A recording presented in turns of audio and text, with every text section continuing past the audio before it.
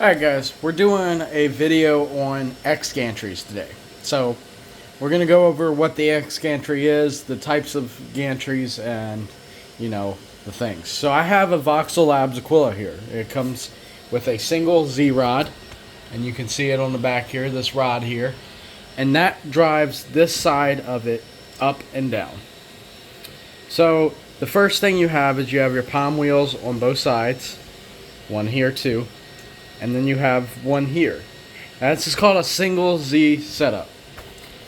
So this side is motor driven and this side is not, which means this side has the ability to shift up and down like that.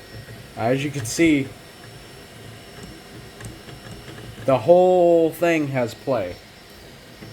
And when you're leveling the bed, if this is not level with this side, it will cause this side to be lower or higher than this side. So in order to fix that, you take a level and you measure this side and you measure this side and you pull it up a little bit or down a little bit until you get your clearance. Then you tighten your palm wheels so they bear. So this one spins, but I'm still having to put slight pressure on it. They shouldn't free spin.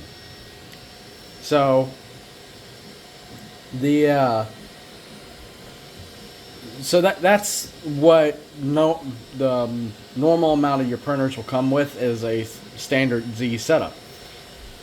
So the next setup is what I have on the rest of my Enders, is a dual Z setup. So this is where you have dual Z rods and dual Z motors on both sides, and they run in conjunction.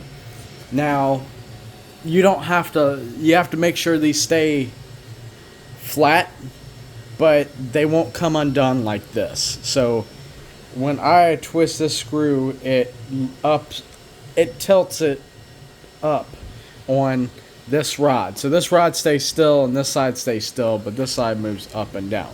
So you have to check that. Now what a lot of people do to keep them from coming out is they'll put a belt up top. And that belt keeps the motors in sync a lot longer than they would by themselves. So what we do, then you have actual dual Z motors. So these come from factory with dual Z.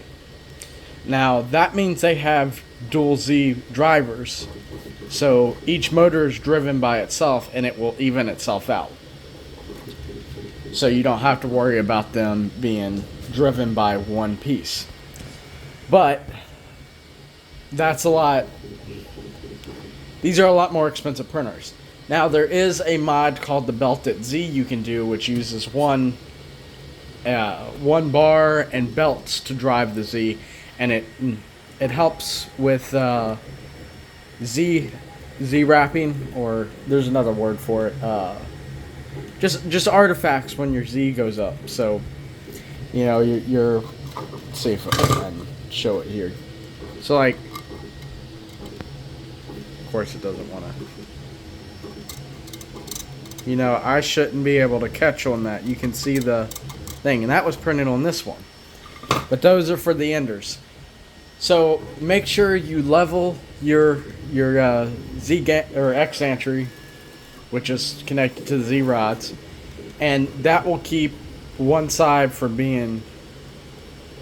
It's still going to be warped a little bit, but it'll keep one side from being higher than the other by a lot. Like when you go over here and you go to level, and this side is, let's say, 0.1 millimeter off, and this side is 0.5, I would immediately suspect that this is the culprit and would try it out.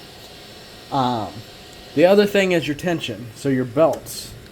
It's everything everybody should check is their belts. So they don't need to be too tight, but you should still be able to flick them like a guitar string. They should flick and come back to position. You shouldn't be able to pick them up. They shouldn't be loose. Like the one right here is really, really loose, and that's because I don't have a really don't have a tensioner on this one. I have this. I've been meaning to print one, but I'm lazy.